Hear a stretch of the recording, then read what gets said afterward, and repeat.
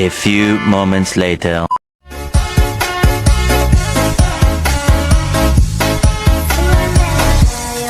Nungguin ya.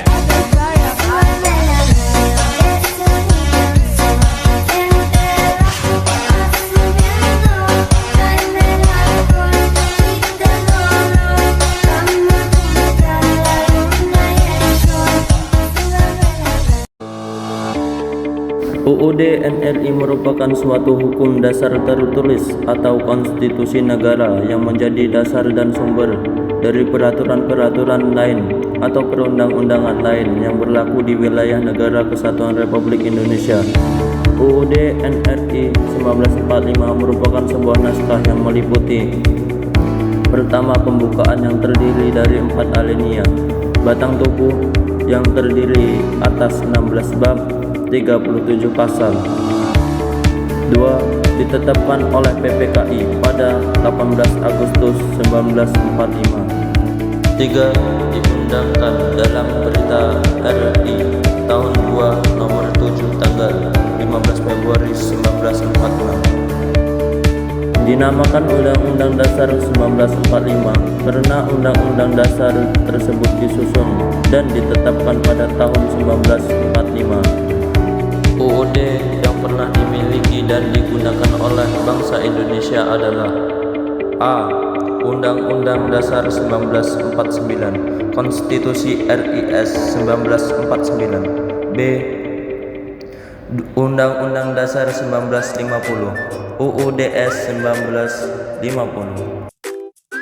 UUD 1945 bukanlah hukum biasa, melainkan hukum dasar. Sebagai hukum dasar, maka Undang-Undang Dasar merupakan sumber hukum. Setiap produk hukum seperti undang-undang, peraturan dan keputusan pemerintah, dan setiap tindakan kebijakan pemerintah harus berlandaskan dan bersumberkan pada peraturan yang lebih tinggi, yang pada akhirnya dapat dipertanggungjawabkan pada ketentuan-ketentuan UUD 1945. UUD NRI tahun 1945 adalah hukum dasar yang menetapkan struktur dan prosedur organisasi yang harus diikuti oleh otoritas publik, agar keputusan-keputusan yang dibuat mengingat komunikasi politik. Undang-Undang Dasar Negara Republik Indonesia tahun 1945 atau disingkat UUD NRI tahun 1945 adalah hukum dasar tertulis, konstitusi pemerintahan negara Republik Indonesia saat ini sebagai hukum dasar atau hukum pokok. UUD NRI tahun 1945 dalam rangka aturan atau tata tingkat norma hukum yang berlaku menempati kedudukan yang lebih tinggi, dan semua perundang-undangan, peraturan-peraturan yang berada di bawahnya tidak boleh bertentangan. Undang-Undang Dasar bukanlah hukum biasa, melainkan hukum dasar yang tertulis. Sebagai hukum dasar, UUD NRI tahun 1945 merupakan sumber hukum tertulis. Dengan demikian, setiap produk hukum seperti undang-undang, peraturan pemerintah, peraturan presiden, atau bahkan setiap tindakan atau kebijakan pemerintah harus berlandaskan dan bersumber pada peraturan yang lebih tinggi, yang pada akhirnya semua peraturan perundang-undangan tersebut harus dapat dipertanggungjawabkan sesuai dengan ketentuan UUD NRI tahun 1945, dan muaranya adalah Pancasila sebagai sumber dari segala hukum negara. Kemudian, pengertian konstitusionalisme dan konstitusi negara. Istilah konstitusi sebenarnya sudah ada pada zaman Yunani, di mana terdapat konstitusi Athena. Keberadaan konstitusi Athena pada saat itu dipandang sebagai alat demokrasi yang sempurna. Pada masa Kekaisaran Romawi, istilah konstitusi digunakan untuk menyebut the acts of legislation of emperor. Sejalan dengan Heller, Ferdinand Lassalle juga membagi konstitusi dalam pengertian politis sosiologis dan pengertian yuridis. Pengertian politis sosiologis menurut Lassalle merupakan suatu sintesis kekuatan-kekuatan nyata dalam suatu negara. Sedangkan pengertian yuridis menurutnya adalah naskah yang membuat bangunan negara dan sendi-sendi pemerintahan. Istilah konstitusionalisme sebenarnya merupakan sesuatu yang telah lama diperdebatkan dan menjadi pergulatan pemikiran para pendiri bangsa, atau biasa disebut founding father. Pada waktu itu, dalam penyusunan dasar-dasar negara Indonesia merdeka, setidaknya terdapat 3 mainstream ide yang telah mengemuka ketika itu. Yang pertama, arus pemikiran yang menghendaki diperlakukannya Islam sebagai dasar negara yang didukung oleh Abi Kusno Cokrosusjoso, Agus Salim, dan Wahid Hasyim. Yang kedua, arus pemikiran yang menghendaki negara kebangsaan Supomo dan didukung oleh Insinyur Soekarno. Dan yang terakhir, arus pemikiran yang menghendaki negara konstitusional yang diprakarsai oleh Muhammad Hatta dan Muhammad Yamin. Dari ranah tradisi civil law, Herman Heller membagi konstitusi menjadi 3 pengertian berdasarkan tahapan perkembangan konstitusi, yaitu 1. Konstitusi dalam pengertian politis sosiologis. Yang kedua, konstitusi dalam pengertian yuridis. Dan yang ketiga, konstitusi dalam arti undang-undang dasar tertulis. Dalam kosakata bahasa Indonesia, istilah konstitusi mempunyai 2 makna, yaitu segala ketentuan dan aturan tentang ketatanegaraan dan undang-undang dasar suatu negara.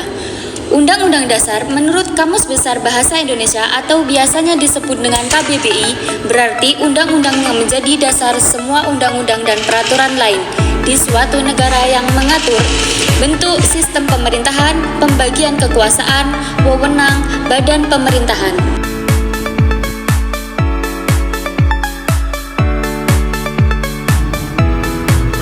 Kemudian dalam hal pembatasan kekuasaan berdasarkan paham konstitusionalisme, maka ada 3 ciri negara hukum klasik, yaitu yang pertama, adanya undang-undang dasar sebagai peraturan tertulis yang mengatur hubungan antara pemerintah dan warganya. Yang kedua, adanya pembagian kekuasaan yang dapat menjamin kemerdekaan kekuasaan kehakiman. Yang ketiga, adanya pemencaran kekuasaan negara atau pemerintah. Tersebut sudah jelas menghendaki adanya perbatasan atau kekuasaan pemerintah dalam negara yang biasanya membatasi batasan-batasan itu dituangkan dalam konstitusi. Paham konstitusionalisme berupa norma khusus yang fungsinya membatasi kekuasaan dengan prinsip rasional dan negara yang menganut paham tersebut merupakan negara hukum. Adapun ciri-cirinya yaitu 1. Berlakunya legalitas sebagai standar yang harus diindahkan atau ide-ide afirmatif yang harus dipenuhi. Yang prinsip utamanya adalah keadilan. Yang kedua, adanya peradilan yang bebas tidak memihak. Yang ketiga, adanya jaminan hak asasi manusia dalam konstitusi, termasuk penentuan cara prosedural untuk memperoleh hak-hak yang dijamin. Yang keempat, ditegakkannya asas-asas universal pemerintah yang baik atau good government. Maka dengan adanya prinsip tersebut bahwa prinsip demokrasi baru dapat berkembang sebagaimana mestinya.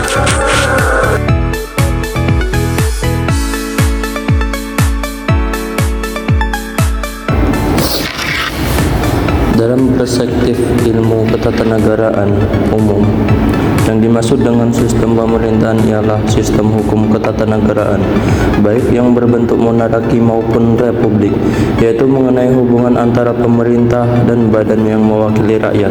Ditambah Mahfud MD, sistem pemerintahan dipahami sebagai sebuah sistem hubungan tata kerja antara lembaga-lembaga negara.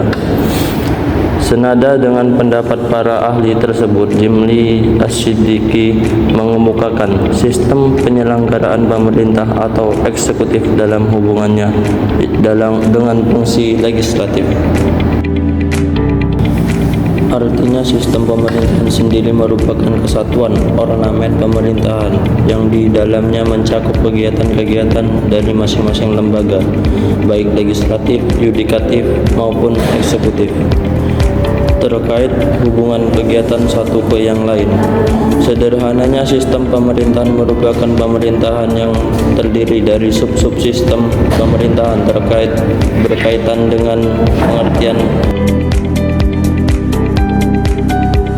yaitu penyelenggaraan pemerintahan oleh eksekutif dalam hubungannya dengan fungsi legislatif. Sistem pemerintahan negara sendiri adalah sistem hubungan dengan tata kerja antara lembaga-lembaga negara, yakni eksekutif, legislatif, dan yudikatif. Sistem pemerintahan berkaitan dengan mekanisme yang dilakukan pemerintah dalam menjalankan tugasnya. Sistem pemerintah ini pada era demokrasi modern dapat dibagi menjadi 3 kelas, tergantung dengan organ-organ pemerintahan yang mewakili 3 fungsi yang berbeda, yaitu: pertama, pemerintahan rakyat melalui perwakilan dengan sistem parlementer. Kedua, pemerintahan rakyat melalui perwakilan dengan sistem pemisahan kekuasaan atau sistem presidensial. Ketiga, pemerintahan rakyat melalui perwakilan dengan disertai pengawasan langsung oleh rakyat. Walaupun dalam tatanan implementasinya ada sistem pemerintahan yang bersifat campuran pada prinsipnya, sistem pemerintahan itu mengacu pada bentuk hubungan antara lembaga legislatif dengan eksekutif. Dengan demikian, menurut penulis, sistem pemerintahan yang dikenal di dunia saat ini adalah 4 macam, yaitu: A. Sistem pemerintahan parlementer, B. Sistem pemerintahan presidensial, C. Sistem campuran, D. Sistem referendum.